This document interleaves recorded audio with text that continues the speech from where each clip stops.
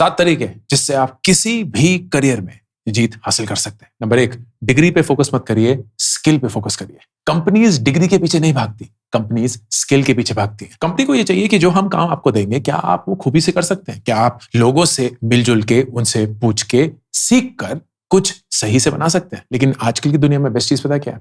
College की जरूरत नहीं है ये सारे स्किल्स अपनाने के लिए। आप इंटर्नशिप्स करके, प्रोजेक्ट्स करके, फ्रीलांसिंग करके, ऑनलाइन नेटवर्किंग करके सारे स्किल्स अडॉप्ट कर सकते हैं। तो अपने आप से ये सवाल पूछिए कि अगर कंपनी को लोग फायर करने हो, ले ऑफ करने हो, परफॉर्मेंस की वजह से नहीं, इसलिए क्योंकि उन्हें लग रहा है कि यार एआई तो काम कर ही रहा है, तो आप क्या बचेंगे? क्या आपका रोल बचेगा?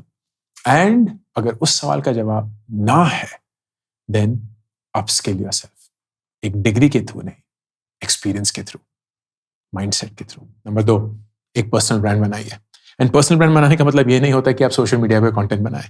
अगर मैं आपसे पूछूं कि आप एक पर्सनल ब्रांड हैं कि नहीं, आपका जवाब शायद ना होगा, लेकिन हर एक इंसान एक पर्सनल ब्रांड है। क्यों?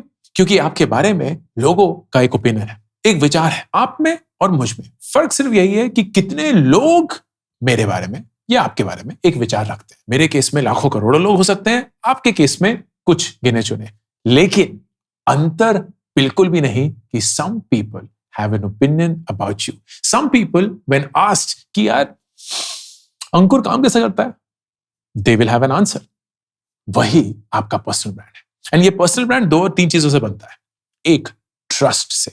क्या लोग आप पे भरोसा करते हैं या नहीं? क्या लोग ये बोलते हैं कि यार मुझे नहीं पता कि ये कर सकती है कि नहीं, लेकिन मुझे ये पता है कि अगर मैं उसको वो काम दे दूं तो वो दुनिया जहान की फाइट मार के इस काम को करके रहेगी। That is the trust that people should have in you.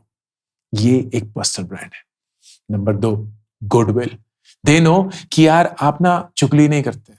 ये नहीं है कि आप किसी के पीठ पीछे उनकी बुराइयां करते हैं। ये नहीं कि आप लोगों के सामने तो बड़े अच्छे से मुस्कुरा के बात करते हैं, लेकिन उन्हीं लोगों को गालियां देते हैं in some other conversation. They know you mean well. उन्हें यह पता है कि आप फितरत से एक अच्छे इंसान हैं। आप हर एक इंसान की बढ़ाई चाहते हैं, आप हर एक इंसान की तरक्की चाहते हैं, क्योंकि आप ये जानते हैं कि उनकी तरक्की में आपकी तरक्की भी है। People like you. And number 3, you are easy to work with. मैं आपको बता भी नहीं सकता दोस्तों कि ये एक करियर में कितना बड़ा डिटर्मिनेंट होता है। कुछ लोग ना पेसिमिस्टिक होते हैं, कुछ लोग बेकार में अपनी टांग अड़ाते रहते हैं, कुछ लोग हर बात पे चिल्लाते हैं, कुछ लोग हर बात पे एक अड़चन पैदा कर देते हैं, कुछ लोग इतने सवाल पूछते हैं कि वो जैसे बढ़ना ही नहीं चाहते, आगे कदम ही नहीं लेना चाहते। They are very difficult to work with. And शायद आपके स्कूल, कॉलेज, कंपनी में ऐसे लोग आपसे मिले हैं and you're like, क्या चल रहा है bro? But when you're easy to work with, it's just joyful. You're like, यार पूरा यकीन तो नहीं है, पूरा विश्वास तो नहीं है, पता नहीं काम करेगा कि नहीं करेगा, बट यू नो व्हाट, कोई तरीका नहीं है पता करने का, करके देखते हैं, अगर कहीं कुछ फटा संभाल लेंगे। That's just an easy way to contribute, to collaborate, to be willing to give the best of you even if you disagree. And that's it. Then suddenly you change. आप ये नहीं बोलते कि यार इस इंसान को मैं हरा कैसे सकता हूं, आप ये बोलते हैं कि हम जीत कैसे सकते हैं। You're just easy to work with. तो ये 3 चीजें मिलके ना आपका पर्सनल ब्रांड बनाती है। Before you walk into a room, आपका रेपुटेशन ऑलरेडी उस कमरे में घुस चुका है। लोग आपके बारे में बातें कर रहे हैं, और वो क्या बात करते हैं, that determines how smooth and powerful your career turns out to be. Number 3, even as an employee, think like an entrepreneur. अगर मैं आपसे पूछूं, सत्या नडेला जो कि माइक्रोसॉफ्ट के सीईओ हैं, क्या वो एक एंटरप्रेन्योर है? कायदे से तो नहीं। उन्होंने माइक्रोसॉफ्ट शुरू नहीं करी, उनके पास माइक्रोसॉफ्ट का बहुत ज्यादा स्टॉक नहीं है, वो शुरुआत से माइक्रोसॉफ्ट में भी नहीं है। He joined as a normal employee, today has become a CEO. तो टेक्निकली ऑन पेपर वो एक एम्प्लॉई है, लेकिन आई वुड आर्ग्यू कि सत्या नडेला जैसे लोग are perhaps one of the finest entrepreneurs that this world has, क्योंकि उनकी सोच एक एम्प्लॉय जैसी नहीं है, उनकी सोच एक एंटरप्रेन्योर जैसी है। एंटरप्रेन्योर की सोच क्या होती है? एंटरप्रेन्योर की सोच होती है कि मैं वेट नहीं करूंगा मेरे मैनेजर की ये बताने के लिए कि मुझे क्या काम करना है। मैं वेट नहीं करूंगा मेरे मैनेजर की ये बताने के लिए कि वो काम कैसे करना है। मैं वेट नहीं करूंगा अपने मैनेजर की ये बताने के लिए कि वो काम मैंने कितना अच्छा किया है। मैं वेट नहीं करूंगा अपने मैनेजर की ये बताने के लिए कि मुझे जिंदगी में और कौन सा रिस्क लेके आगे बढ़ना चाहिए। मैं खुद से लोगों के थ्रू जानकर, पड़ताल कर, पूछ कर अपनी एक बुनियाद बनाऊंगा। मैं लोगों से काम मांगूंगा। मैं लोगों से पूछ के वो काम कैसे करते हैं वो करूंगा। लोगों से फीडबैक लेके ये जानूंगा कि वो काम मैंने कितना अच्छा किया। लोगों के थ्रू ये पता करूंगा कि नेक्स्ट चैलेंज क्या हो सकता है।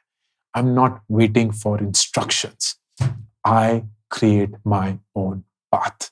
एंड आपको ऐसा लगता होगा यार ये ना बहुत बहुत अच्छा लगता है सुनने में, यूट्यूब वीडियो पे तो आपने बोल दिया, लेकिन दोस्त जिंदगी में ऐसी ही चीज है।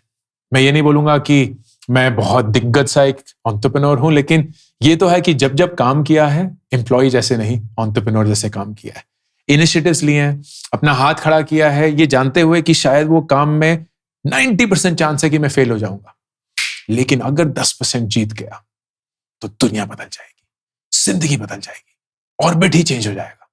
And I am willing to play those odds, क्योंकि रिस्क नहीं लिया तो फिर जिंदगी में क्या ही किया। You would be okay with ambiguity. आपको सारे सवालों के जवाब नहीं पता है, आपको यह भी नहीं पता है कि आपको करना क्या है, but you are ready to dive in and you are like figure out कर लेंगे दोस्त। पूछ के, सीख कर, एक्सपेरिमेंट कर कर, ट्रायल एंड एरर से we will figure things out. And जो भी करियर लैडर में आगे बढ़ता है, which truly is inspirational, that you would be inspired by, you will see कि उनकी फितरत यही होती है। वो एक entrepreneurial सोच से आगे बढ़ते हैं, एक entrepreneurial सोच से काम पर रोज आते हैं। आपको भी वही करना होगा। Number 4, become so good that they can't ignore you।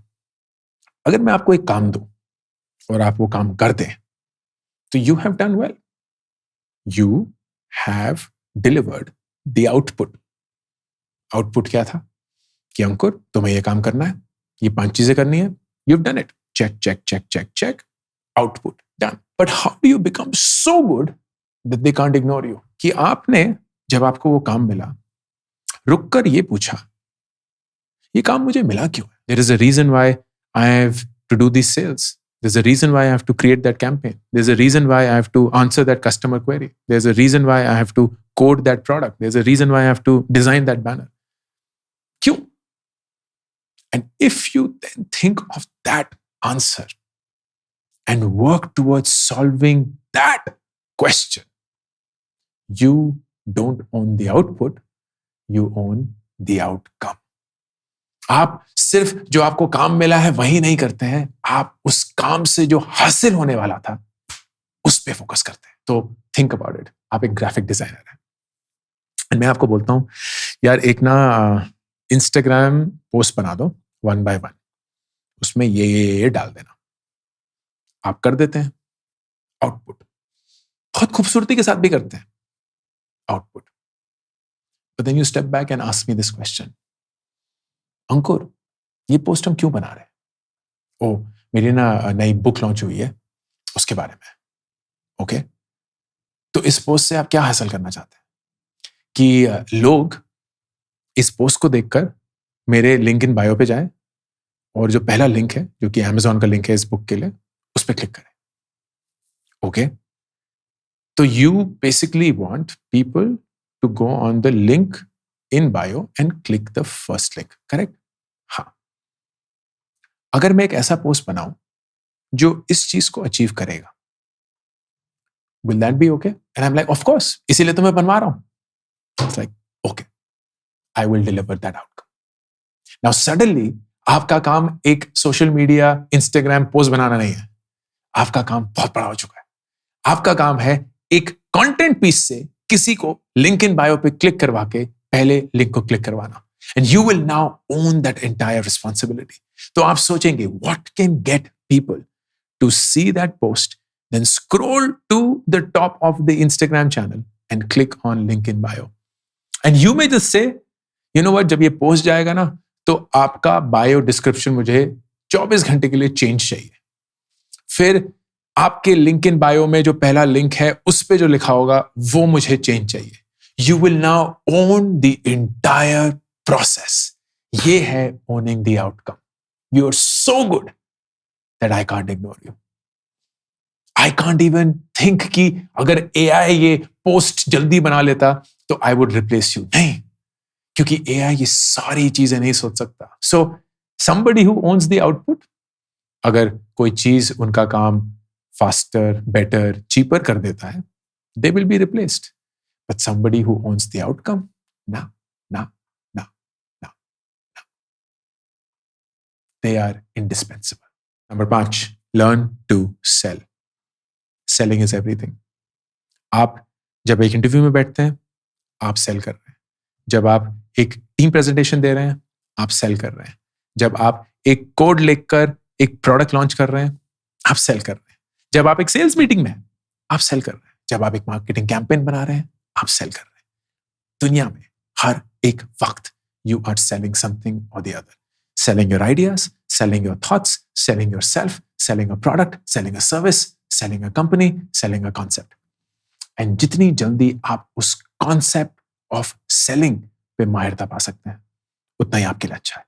You cannot run away from it. चाहे आप एक इंजीनियर हो, एक डिजाइनर हो, एक क्रिएटिव पर्सन हो, एक गीक हो, एक इंट्रोवर्ट हो, बेचना कैसे होता है वो जानना जरूरी है। एंड बेचना ना इज नेवर अबाउट ये रहे प्रोडक्ट, ये रहे सर्विसेज, ये रहे फीचर्स, ये रहा प्राइस ना।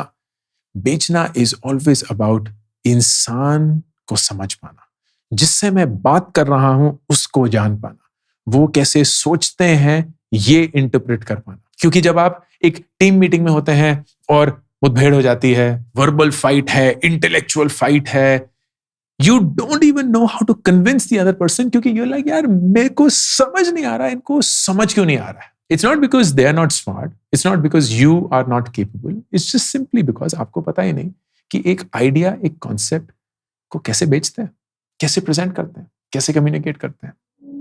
And that is important. Which brings me to the 6th skill, master communication. And communication में लोगों को बहुत गलत फहमी है कि यार कम्युनिकेशन मतलब फर्राटेदार अंग्रेजी, शशि थरूर लेवल। जब तक आप तेजी से बड़े हैवी ड्यूटी वर्ड्स यूज करके अंग्रेजी में बोल नहीं सकते, आप एक अच्छे कम्युनिकेटर नहीं है। But that's not true. इतने सारे हमारे देश में लोग हैं जो अपनी मातृभाषा में इतना अच्छा बोलते हैं कि उनको जैसे सुनते रहिए।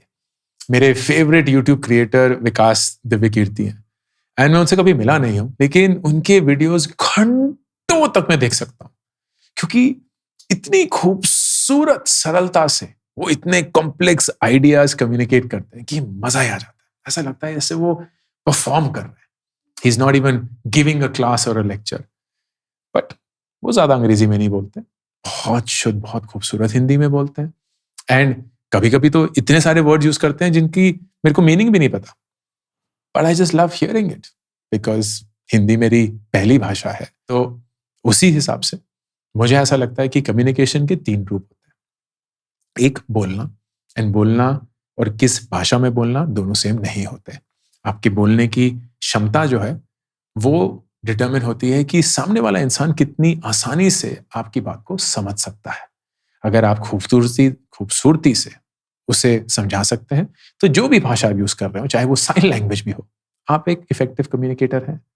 दूसरा, लिखना बहुत कम होता जा रहा है, लेकिन जितने अच्छे से आप लिखेंगे उतना ही आप जिंदगी में आगे बढ़ेंगे। इसलिए नहीं क्योंकि लिखना जरूरी है, इसलिए क्योंकि लिखने का प्रोसेस आपके दिमाग को बहुत अच्छे से ट्रेन करता है। लिखना ना बड़ा स्लो प्रोसेस होता है। आप बहुत जल्दी से नहीं लिख सकते, आप बहुत जल्दी से टाइप कर सकते हैं, ऑफ कोर्स हम बहुत जल्दी से बोल लेते हैं, बहुत जल्दी से देख लेते हैं, बहुत जल्दी से सुन लेते हैं, लेकिन लिखना एक ऐसा प्रोसेस है जो बाय डिजाइन स्लो है। तो जब भी आप कुछ लिखते हैं फिजिकली एक पेन और पेपर के साथ, तो आपके दिमाग में जो सारे हजारों ख्याल है ना, उसमें से आप सबसे इंपॉर्टेंट थॉट को चूज करके उसको ट्रांसलेट करते हैं on to the piece of paper. So it trains your mind कि अपने थॉट्स को कैसे चैनलाइज करें, कैसे जो सारी भसड़ मची हुई है इधर, उसमें से एक प्योर थॉट निकाल पाए। That is the art of writing. That is why writing is powerful. And then number 3, listening. जब तक आप किसी को सुन नहीं सकते, आप दुनिया के बारे में कभी कुछ जान नहीं पाएंगे। मैं अक्सर ये बोलता हूं, जितना आप बोलते हैं उतना आप वही सुन रहे हैं जो आप ऑलरेडी जानते हैं। जितना आप सुनेंगे, आप कुछ ऐसा जानेंगे जिसके बारे में आपको कुछ पता नहीं है। तो सुनिए, लोगों को सुनिए, जवाब देने के लिए नहीं, उनको समझने के लिए।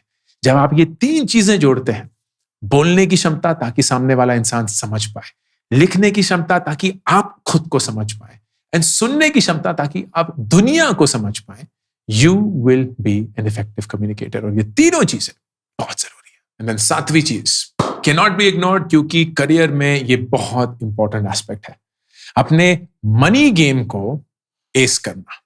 इसका मतलब क्या है? इसका मतलब ये है, ये समझना, ये जानना कि यार आपका 20s जो है ना, वो एक बहुत नाजुक पीरियड है।